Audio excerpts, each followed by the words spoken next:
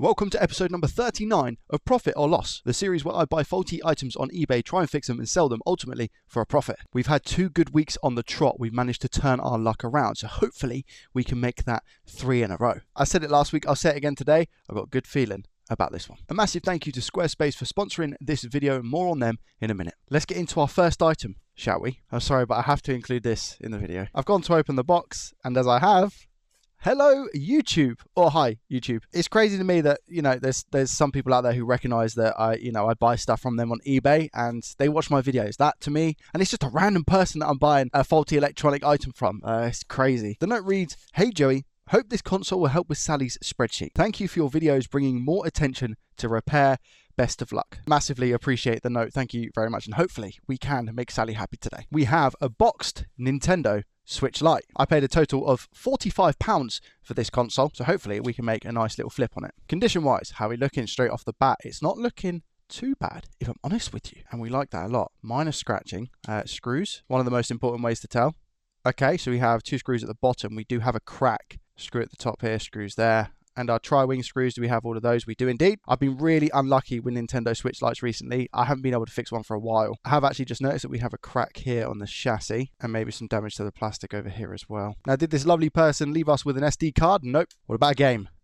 Nothing. My theory behind the crack is that somebody has replaced the charging port already, and when they've put the case back on, maybe they haven't dremeled it enough. Does it poke out a little bit? No, but you can see that it's definitely a little bit rough around the edges. You can see me in the reflection as well. Hello. Heading on over to our microscope. Whoa.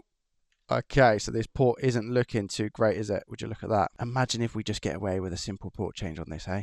That looks melted though. This plastic looks melted, you know? Let's get this down to the motherboard and see exactly what's going on. Before I take out the chassis, looking at the port, I think we're going to be able to just put in the ammeter and see what kind of a reading we get. I've taken the back off because I got a little bit ahead of myself, but I've now decided that I want to check. What do we get? 5 volts. Okay. All right, wait a minute. And you might be like, Joey, why are you getting happy with 5 volts? That should be 15. Nothing on this side either. All right. Now, to me, this could be a simple M92 T36 swap. I would swap out the port anyway because, you know, it does look a little bit worse for wear, but this could be just a problem with our power management IC. As some of you may have seen in most recent weeks, I've not spoke about it too much, but in the description below, you'll see a link to book your own very repair with me. With the help of Squarespace, I was able to set up exactly what I needed. So how did I do it? I used Squarespace's flexible website templates to make things easy. After selecting the one that I thought was best, I customized it to suit my needs. Using Fluid Engine, I was able to make changes easily using a simple drag and drop method. This was an absolute game changer for me. Once you're up and running, Squarespace offers thorough analytics to help you understand the ins and outs of your website, all the way from traffic overviews to see where your traffic is coming from to Google search keywords. So I don't really know what you're actually waiting for. Head over to squarespace.com for your free trial. And when you're ready to launch, go to squarespace.com/JoeyDoesTech to save 10% off your first website or domain. Now back to the video. Okay, I have my multimeter set into continuity mode, which is the mode that beeps when we have a complete circuit. And here we have the BQ IC, which is responsible for charging. And we have our M92 T36 IC, which is next to it, which is the power management IC. Let's check around for shorts around BQ. I've not taken the port off yet. That's all good. Here we go. There it is. Okay, so we have a short on the M92 T36 IC. Just checking around to confirm. Nothing on the CPU, dreaded CPU cap. But it's just this one here, this little cap that is going into the IC. As you can see, this trace here goes directly into it. We have a short. I am just going to check our fuse as well to ensure that nothing went boom. Do we have continuity through it? We have continuity through our fuse, which is good. And the port, as you can see, the clasp is a little bit shattered. And then the other side, I mean, looks okay. I'm still going to get it changed out. Here, it just looks a little bit worse for wear. Some of the plastic is melted on the inside. And you can see, so there's 2 pins bridging here. You see that? Which is why you don't really test when you still have a port on. But you can see we have 2 pins bridging here. I actually think one of them is ground. Let's get this port off first of all, and then I'm going to recheck M92 quickly. But Joey, I hear you scream, how are you going to get the port off? Well, my friends, I'm about to show you. I personally like to use 460 degrees on my hot air station, as well as 99% airflow, so we can blow this port off to the next generation. I do like to give it a nice little tappity tap tap to ensure that it's all loose, but you can visually see when the solder's melted. As you can see now, it's going through that transition. That bottom one anyway. There we go, there's the top one. And the back ones. So I'm going to give it a tappity tap tap. You can see it's really, really loose. So I'm going to slowly lift up. And if I feel any snag at all, I'm not going to lift up. and the port comes off. It does look like, however, we have a rip trace just about here, so we will investigate that. Could be another reason why we were having issues. Remember, that first and second leg of the port that we just viewed might have been here, so the one that was crossed over, or the one next to the one that was crossed over, may have had a little bit of pressure on it, which has caused this to go. That's still got the leg on as well. You see this has got the leg on, so yeah, the port was not in a good condition. There we go, just add a little bit of flux to it. Grab our soldering iron. I'm just going to run over these pads and see what the situation is. See if we've got any more broken ones. We do. That one's ground though by the looks of it. Ah, and that one's ground. Okay, so we don't need to replace any of these pads. Nice. We've got plenty of other ground pads there as well. 1, 2, 3, maybe by the looks of it. Sweet, so we don't need to replace any from what I can see. This one here does look like it's holding on for dear life, so I might need to try and sort that one out. It might be okay. But I need to wick away that solder.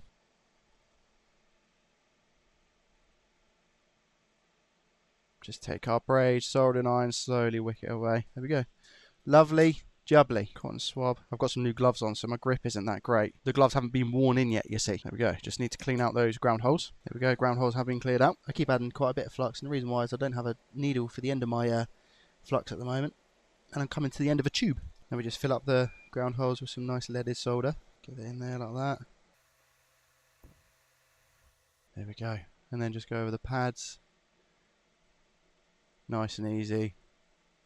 Ready for our new port, but before we install our new port, we're going to check for shorts around M92. I still think there is going to be a short around M92 T36. We're going to have to swap it out, but no harm in another test now that the port's off. I've not had a simple M92 T36 swap on a switch for a very, very long time. And believe it or not, it's one of the most common causes, because those switches that I pick up on eBay have 9 times out of 10 already had that tried in order to fix the fault. Right, let's have a butcher, shall we? Right, come on then, shortation to the nation. Are you still here?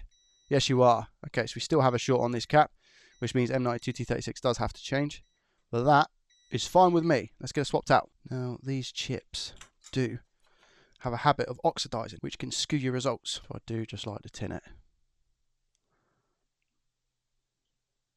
just to make sure we are all good when we place this on the board. All nice and tinned, ready to go. Take off the old M92 T36. 450 degrees Celsius, 70% airflow. Should come off nice and easy. Should be in the keyword here. There it pops. Now, because I've tinned the IC, the solder that we actually have on there is going to be fine, because we've got some nice leaded on the chip itself. We'll drop a little bit of flux and just flow this in place. Hover it for a sec. There it goes, little drop. Wasn't in a holder or anything at the moment, which is rather silly, so it might slide around a little bit. Not sitting the best just yet. Come with some more flux and hopefully we can flow it correctly. I have to come in and push it down. Get some squeezage in a second. There we go. There's no way that's on correct. I'm just putting it flat to the board. There we go, that should do. Whilst the board is still hot, we can come in with our iron quickly and tap that solder. Take it away. We now have a bridge on those caps. Again, make our lives easier. Come in from this way.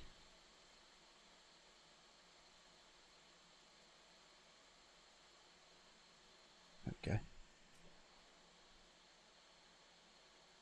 There it is. Can we get our iron down in here to secure the pads? Let's see. Looks okay. That'll do. Don't necessarily think we have to do this because of the fact we tinned the IC. But it doesn't hurt. As always, a lovely clean. Get rid of all that leftover flux and gunk as much as we can anyway. Some isopropyl alcohol. Checking our work. How are we looking? Is everything soldered? It's a bit skew whiff, if I'm honest with you. Chip's a little bit lopsided. It is, however, all soldered. I just need to tap that bottom bit, I think.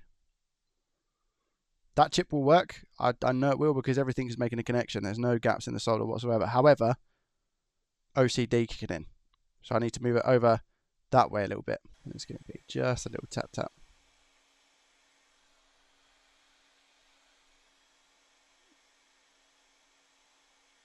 There it is. That's it. Okay, second check. Perfect. Much better. Look at that. Lovely. Final side. Nice. Components in the area, no bridges. Yeah, all good. And now we just place our port on. One of the tricks of the trade that I've actually learned is I always tin my ports now, because we have 2 rows of pads here. We have this row of pads at the front and this row of pads at the back. If you don't tin the port, sometimes this row struggles, and what that creates is only one side charging. So just tinning the port allows for those connections to be a little bit more secure and a bit more of a guarantee as such. I do need to Dremel this port afterwards as well, because this is in fact a normal Nintendo Switch port and not a Nintendo Switch Lite port. Airflow I've now put all the way down to 30%, because otherwise the port with this Atom 862D just flies off. We're going to add a tiny, teeny bit of flux as well. Just help with that flow of solder. And we can see it's now melting. Coming with the port, just drop that on there. Keep that heat on. I'm just moving that heat around. And give it a little tap just to make sure it's all sat down in the right crevices, which it now is. And what I like to do is just keep that heat on, move the port around a little bit, wiggle it around. Make sure we've got enough room at the back to just go over the pins. Final little touchdown. Hold. And come off the heat. Keep held down until I can see the solder solidify, which is now. Come off. And just secure those back pins. They all look solid, as you can see. Really good solder connections there. Drop a flux. Coming with the iron. No additional solder than what's already probably left on the iron from the holder. And just tap. And if we get any bridges, we'll sort those out. Looks like I had a bit too much solder on my iron, but that's fine.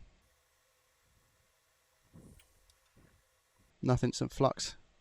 And a clean iron cannot sort. And now, get rid of all of that leftover flux. A situation like that where I had the bridges, back in the day would have sent me over the edge. But then I guess it kind of comes with experience and just practice to know what you can and can't get away with, like anything in life. And I will check to see if I do have any bridges still. Let's now check the quality of our work. How are we looking?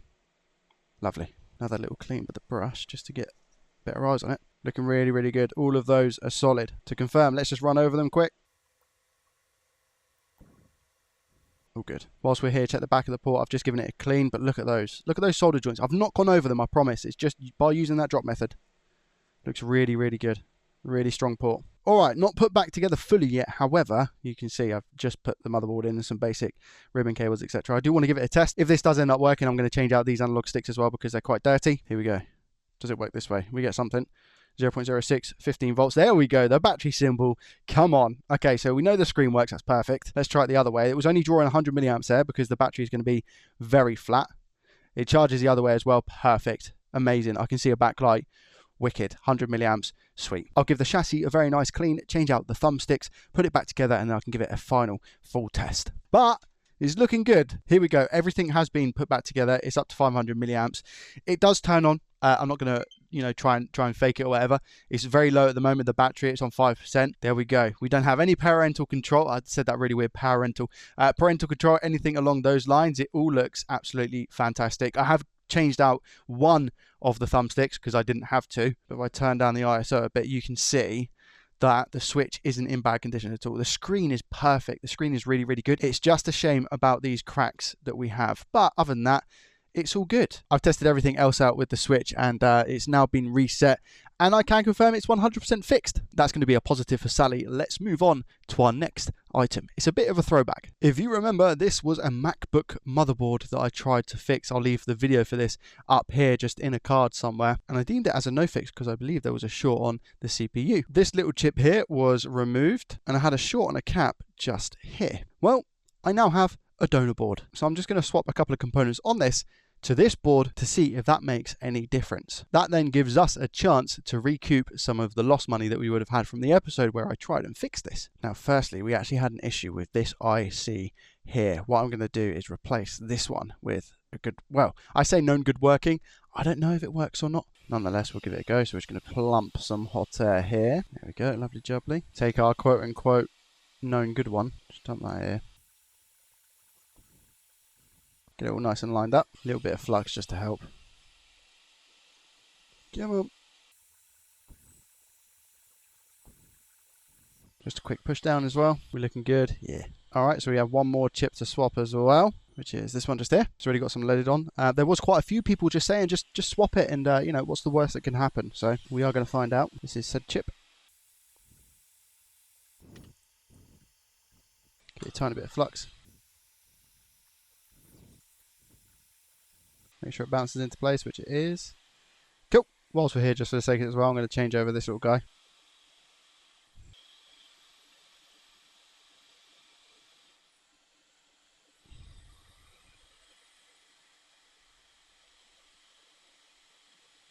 There we go. Doesn't need to be amazingly accurate because, again, we are just testing. Sensible thing here would be to test and just see if our short's gone, but I don't think that is going to be the case. So I'm just going to try and put this back in the chassis and see if it works. And if not, we're just going to call it there. All right, moment of truth. I've put the logic board back in as much as I need to. Does anything happen, or is it game over? Let's have a look. So we plug that in. Orange light. Okay, we get the orange light. That's good. But do we get anything on screen?